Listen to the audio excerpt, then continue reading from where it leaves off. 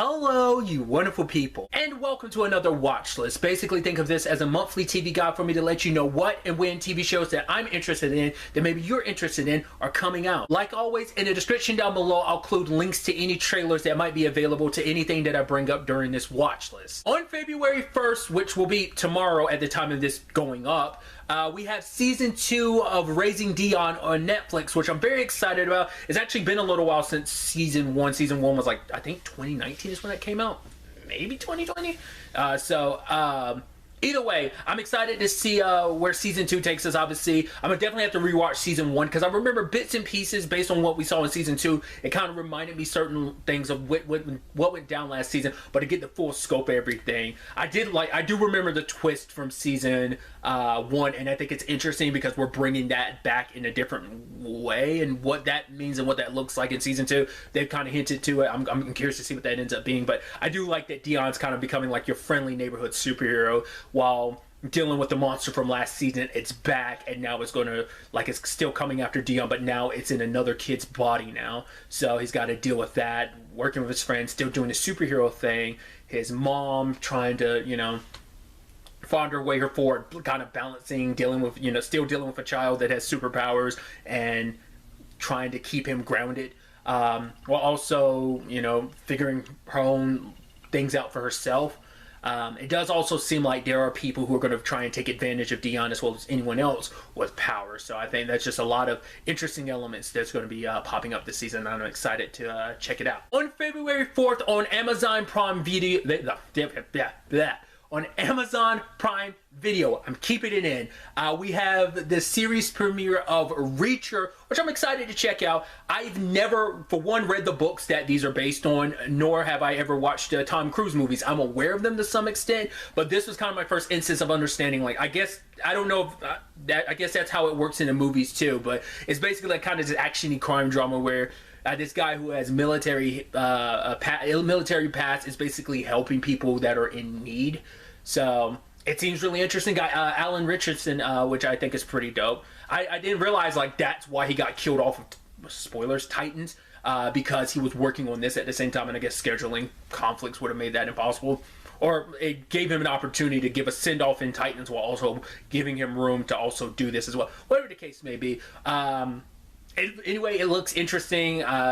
Fits like right up my alley of what I enjoy watching, so I'm excited to check it out. On February 20th on Epix, we have this new series called From, which I'm really excited to check this out. This is a series I found out about a little while ago, like probably like a while back when the trailer came out. But basically, it's this interesting series, kind of mystery, supernatural horror series almost, where basically this family wanders into this town, but basically the town is isolated, and to the point that if you try to leave the town, you'll loop back in and you're basically stuck there. Them and all the other townsfolk, and it turns out, this obviously that's not bad enough. It turns out at nighttime you have to lock yourself up because monsters come out to kill people. So seems like a really interesting premise of a series. From what I saw in the trailer, it seemed really interesting.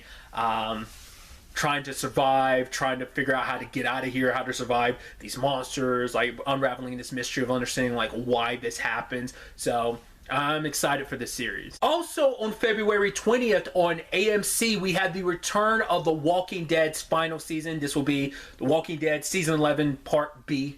So I'm excited to see where things going to take us this part of the season.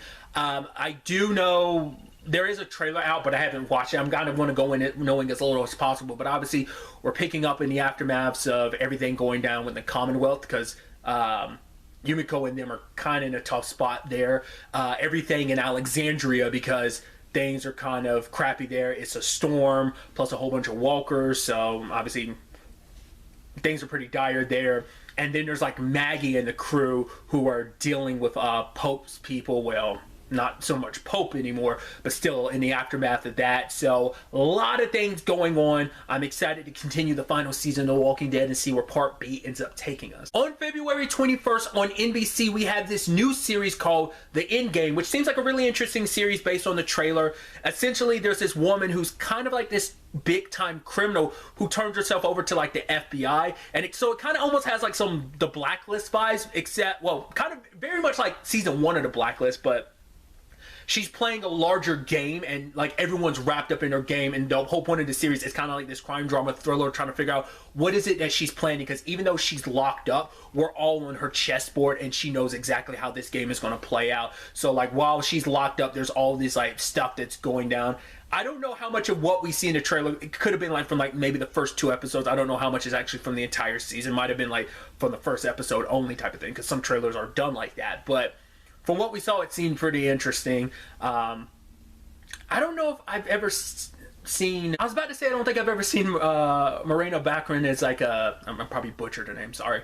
I don't think I've ever seen her as a villain, but I was like, no, she was kind of villain-esque in certain regards when it came to her going full-blown dark side and Gotham when she was playing Lee, but that's beside the point. Regardless, like I said, it seems really interesting. Like I said, it kind of has that Blacklist vibe to it, so the trailer had me really intrigued, and I'm curious to see where things kind of go, what her plan is, what her end game is, and just how everything ends up playing out. On February 24th, we have Legacies Season 4 returning on the CW, which I have to clarify because in January's watch list, I said it was coming back on the 27th because I read some stuff really quickly that said it was, but maybe it originally was, but then got pushed back a little bit, almost closer to the month. Whatever the case may be, doesn't matter. It's coming back now, apparently, so I'm excited to have Legacies back. Obviously, we left on a pretty big cliffhanger. Obviously, Hope did a big no-no and killed Lizzie, and now Lizzie's a vampire, which obviously Lizzie with her issues, like kind of like being a vampire is just going to heighten that, which when you actually think about it is very befitting, considering like, well,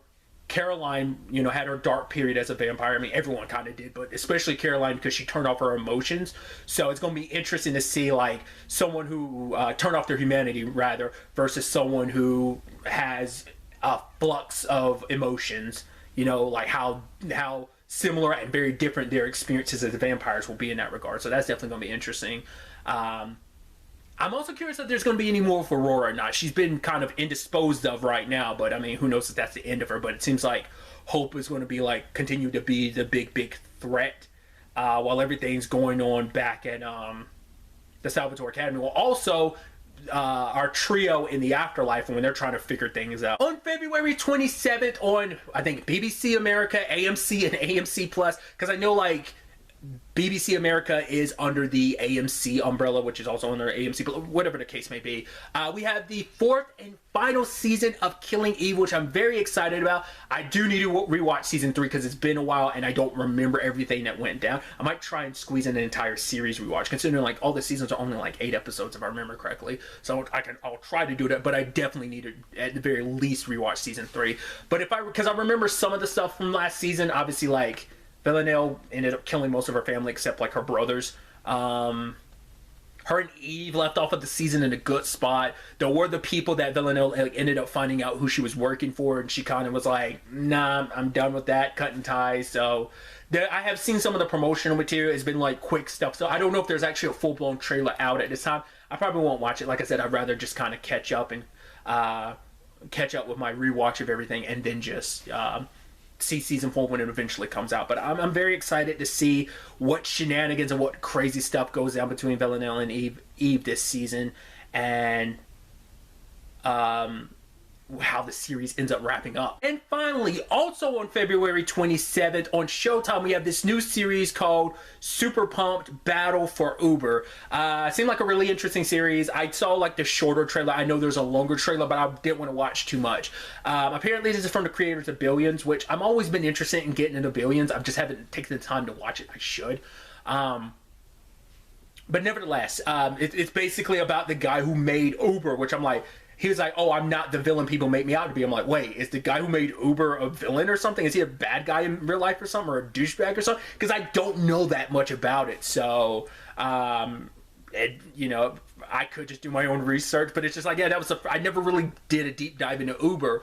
But I just from what we saw, at least the character that Joseph Gordon-Levitt, who he's playing the guy who made Uber, just kind of seems like a wild dude. It's just like, this is what I want. You're going to bleed, sweat, and cry for me to make it happen. Like, when I bleed, you're going to bleed for me. Like, he just seems like he's that type of dude, partying it up, living it up, while also kind of being a douchebag of a boss. So that he's willing to kind of do whatever he needs to crush the competition and make what he wants happen with Uber happen. So like I said, just from what we've seen, it seems pretty interesting, so I'm excited to check it out. And so that brings this month's watch list to an end. Like always, if there's something that's coming out that maybe I wasn't aware of, that you're aware of, that you think maybe me or someone else would be interested in, don't be afraid to leave it in the comments down below. But really, that's all I want to talk about. So the next time we meet, be happy, be safe, live life to the fullest, and enjoy it.